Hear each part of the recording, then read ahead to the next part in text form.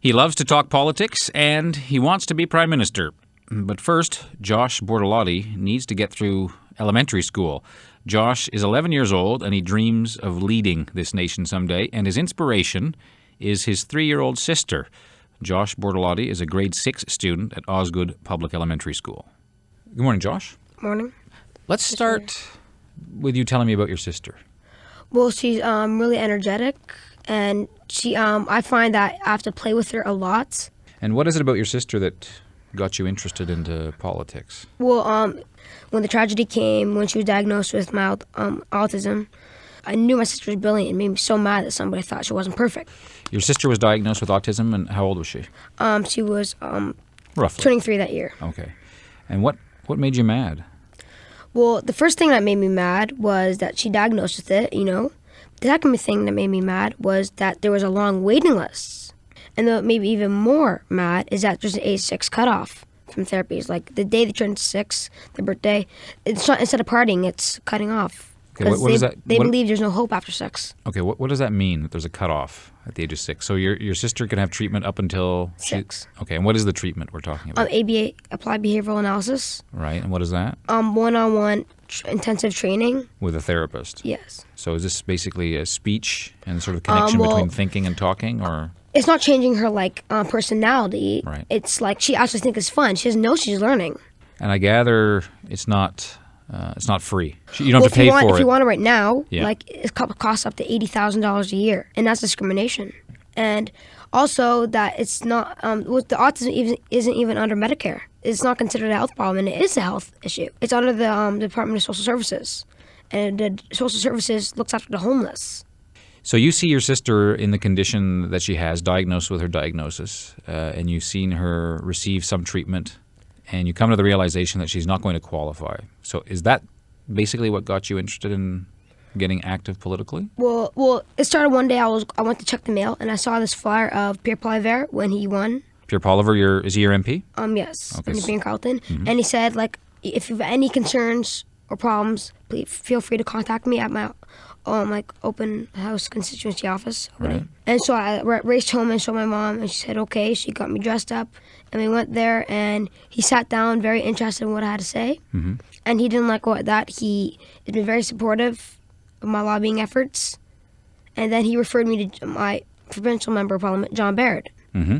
Did you get to communicate with the Prime Minister at all?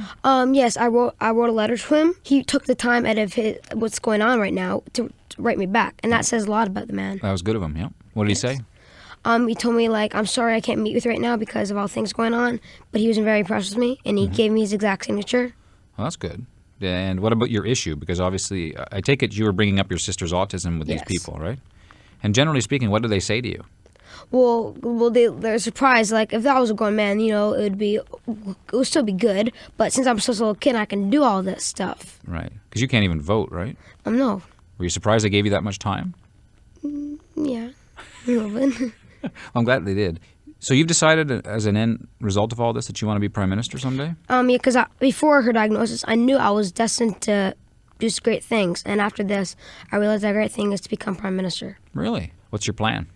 Well, I just want to maybe start as an MP because I can't just rush up there all Okay, at once. but before you get there, yeah, I have to. Any MP will tell you it's a lot of work. Yeah, I know. To become an MP. But you're only 11, right? So you've got some time. What are you going to do between now and the time you become an MP to be an MP? Well, I'm thinking I'm grade 7. I'll go to the provincial parliament to become a page. Good idea. And in high school, maybe for House of Commons, and then university, the Senate. And work in the Senate? Yeah, the page in the Senate. Gotcha, yeah. And then I just want maybe if I can go and apply. Yeah. And then maybe I can, over a while times, maybe a couple of years, and I'll become if I become Prime Minister, I want to beat Joe Clark's youngest Prime Minister record. That's good. You got a goal. He was 40, and I want to be 38. 38. Okay, so 38. You're 11 now. So can I book an interview with you in the year 20? Oh no, I'll be retired. But can CBC Radio book an interview with you for the year 2032? Sure. Okay, because prime ministers always say they'll talk to us, and then when they get there, or want to be prime minister, and then when they get to us, they don't. When they get there, they don't really talk to us as much. You've seen what's going on with the government right now, Yes. right? It's not very pretty. No. Why would you want to be prime minister when you see these things can happen, that things can be so ugly with everyone calling everyone thieves and liars and crooks and all that kind of stuff. Why would a nice boy like you, and I'm not trying to be patronizing, but why would a good guy like you be interested in doing something like that? Well, I'm not interested in scandals. I want to leave an impact on this country. I don't want to be known as the prime minister who is like addicted to making scandals all the time. I want to do something good. Like, let's say I have some former friends of MPs, Right. and if they're like want to do a scandal, I'll like no. Like if you can't do this job, why do it? So you won't do favors for friends and No. buddies and associates? You're sure? Right. Okay. So if Paul Martin called you and asked for advice, what would you tell him? Well, I'll give advice to all the leaders of the party. First, Paul Martin he got to prove that he can actually work and do good things. Mm-hmm. And then I'll give him more credit. And for Stephen Harper, I think he got to loosen up a little bit. He's too tense. Mm-hmm. He got to be like more like Peter MacKay. Peter MacKay was on Rick Mercer. He was singing April Wine. Yeah. And also, what makes it even more cool is he's dating Belinda Stronach, and she is beautiful. Okay, what about Jack Layton? Well, he tells us he takes the bus, and I respect that, but I don't think a lot of people would like a prime minister who doesn't take a car. No. I think, and he can stop telling people that. Okay. And finally, Gilles Duceppe? Well, he doesn't even really want to be prime minister. He just wants to help Quebec, so I Right. really have no advice for him. And the marijuana party? Marijuana party? Nothing. All right, Josh, you certainly seem to know your politics. It's been a pleasure meeting you. So my little Good luck.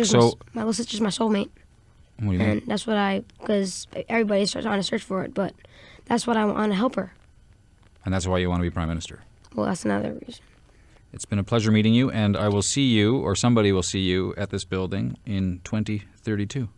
Thanks a lot. You're welcome. Josh Bortolotti is a grade 6 student at Osgood Public Elementary School. Well, what do you make of Josh's plans to become prime minister and his ambition? Do you think he'd make a good one? And what do you think of his analysis of the federal party leaders and the federal scene? Call our talkback line at 288-6888, 288-6888, or send us an email at ottawamorning@cbc.ca.